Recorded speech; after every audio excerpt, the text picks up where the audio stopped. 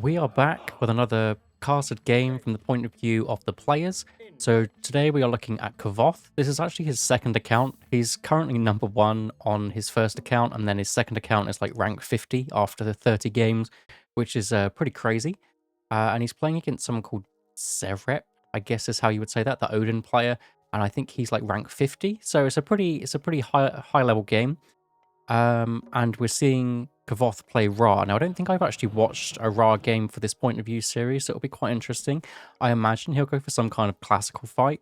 The Odin player's already scouting early to see what the situation is, and Kvoth has quite an exposed gold mine, so this is something that he'll want to be kind of rectifying here.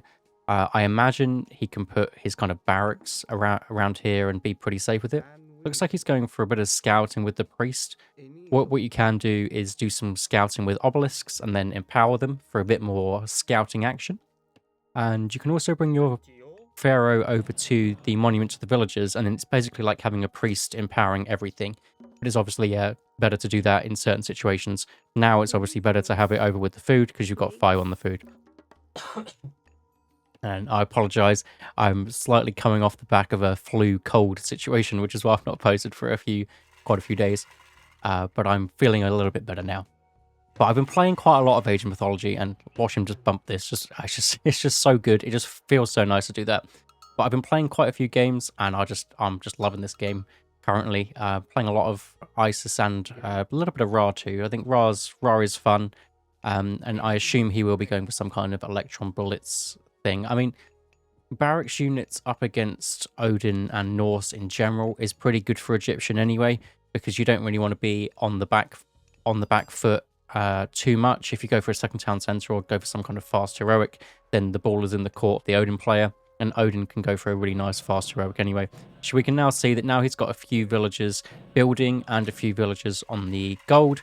He started to empower the monument to the villagers, and it's just in a perfect spot to just hit this. As long as there's like 1 pixel in, it basically empowers it. As you can even see from this, it's like basically there. Just that tiny little bit counts for the empowerment bonus. And then the priest is going around, obelisks up, then he just bumps them. It feels quite slow, but actually with the bump, you can see so much. You just got to right click on it again. I think you can even shift click it. You can just click it to build it, and then shift click to empower it again. But I could be wrong on that one. But it seems like something that would work. Something like that works for the temples for Greeks, for example. So I can imagine that would work. We're getting 2 villagers up for the temple, and it's empowered by the monument. The monument has been, so it was really powerful during the beta.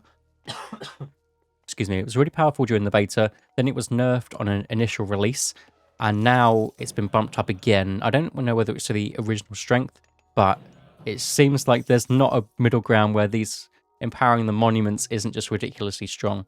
Let's just do a little bump again. The only thing is these don't find the goats for you, so you are going to have to go find those. But I mean, considering Ra's scouting in the past, in the legacy version, I mean, this is just pretty strong. And obelisks tell you so much. So we're getting an advance through which side? Actually going through Bast. Okay, Bast is fun. So we're not seeing electron bullets. We are seeing some Sphinx. So I really like Sphinx. So what I've been doing is playing Ra and Isis, mainly Isis though, and going through Bast and getting a kind of Sphinx classical army play. So especially up against someone like Odin, which wants to go for raiding cavalry, if you get Spearman and Sphinx with both Sphinx upgrades, get 2 or 3 Sphinx, then use Eclipse, it's so strong. And this is what we might be seeing from a Ra player as well. So that's actually really cool. So everyone's moaning about electron bullets and how OP slingers are, and how, I mean, they're probably going to get nerfed. But Eclipse is strong. I quite like the late advance time as well, because, I mean, there's not too much pressure that the opponent can really put onto you, apart from the Valkyrie running in, and you could just have a Pharaoh over there to kind of deal with that. Valkyrie is going to win this 1v1, I'm pretty sure. 300 health. Yeah, 375 health, 60 hack. Easy win for the Valkyrie, but it just doesn't want to be a part of it. Oh, he wanted to bait them into the heroes. Might be a dead Sphinx there, because you can get snared by the Valkyrie if if Kvoth can get over here and heal it a little bit, he might be okay. I think that's going to be 2 more whacks and he's dead. So can he get away? No, just the 1 more whack. Not quite enough healing. Unfortunately, you really don't want to throw those away. And he might have even thrown away the Valkyrie, the priest from this Valkyrie micro. That is such dirty micro. Oh, couldn't teleport in. If this was Legacy, that guy would have teleported in, been absolutely fine. So he's got 2 extra Sphinx out. Sphinx so strong. He's already got the second upgrade as well, the Cryo Sphinx, and he's going in for Axeman. Absolutely love this comp. This is what I've been playing, and I had no idea that this was like the meta, but it's just so fun. It's just so fun to play. I've actually been doing pretty well with it, but obviously I'm not the same level as these guys. I'm like 1400 elo. It's not quite the same. But try it out in your games. Classical fight with the Sphinx, really good. How many monuments does he actually have up? Has he just got the 2 monuments up? Oh, but I guess he's empowering the monument, so it gets better rate here. And then he's basically like the priest is empowering this one, and basically like a priest is empowering this one. Maybe I should try it with Ra. Maybe Ra is just... Excuse me. Maybe just Ra is better for this. Yeah, I've been avoiding doing these because I've got a bit of slight cough, but I'll just move away. It'll be fine. Now, the only thing is, they're not the fastest until you get that Hierarcho Sphinx upgrade, because that's where the speed comes in. So you get bonus HP and damage on the first upgrade, and then the same bonus HP and damage again, plus the extra speed for them on the Hierarcho Sphinx upgrade.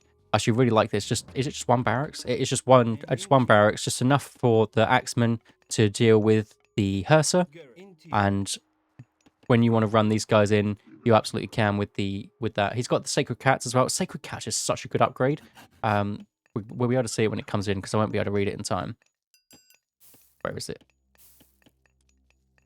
Oh, we're not going to be able to see it. Oh no, you have to see it on the villager.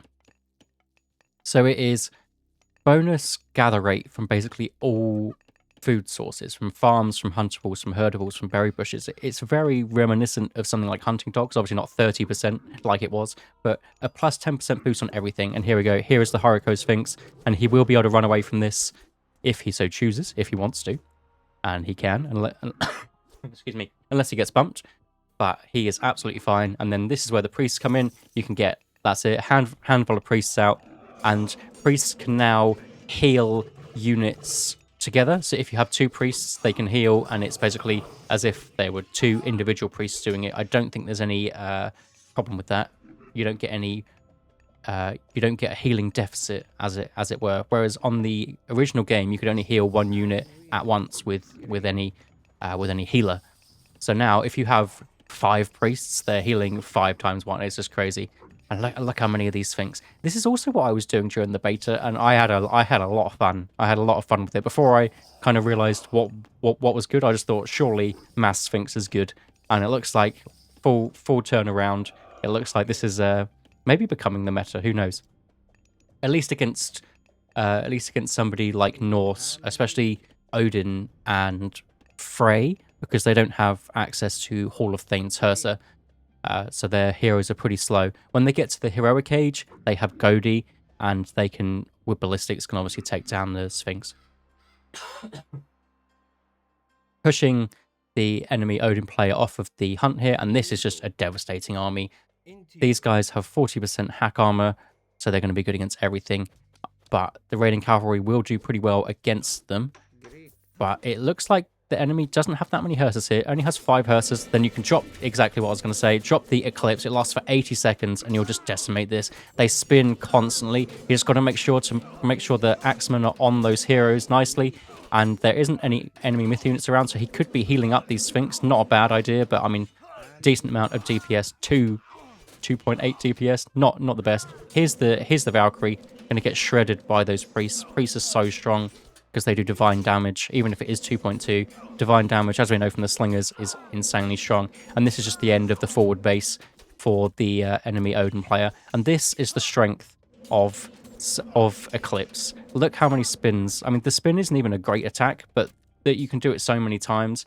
You can also save it for later if you really want to, and use it with some Petsuchos or Mummies. Mummies are so strong too. I think people are sleeping on Egyptian myth units, and Egyptians aren't really considered that good apart from the broken things, which people think are broken, like the slingers, but actually everything's pretty good. So this is the timing. This is the 10 minutes where he is out of his base. And this is where he's decided to mine gold from. And the Sphinx are out in full force. We've even got a Locust going in. I didn't even notice that was the Heroic Goose coming in. But Locust, does a Locust get bonus damage from Eclipse? I actually don't know. Maybe it says here, I've got the advanced tooltips on, which are actually is a really cool thing. If you want to see some extra info about things, just search advanced tooltips and you'll be able to see those. But really, really nice play, really showing off the Sphinx and Eclipse combo. Against Norse, really good. I'd suggest trying it out. And yeah, I'll see you in the next one.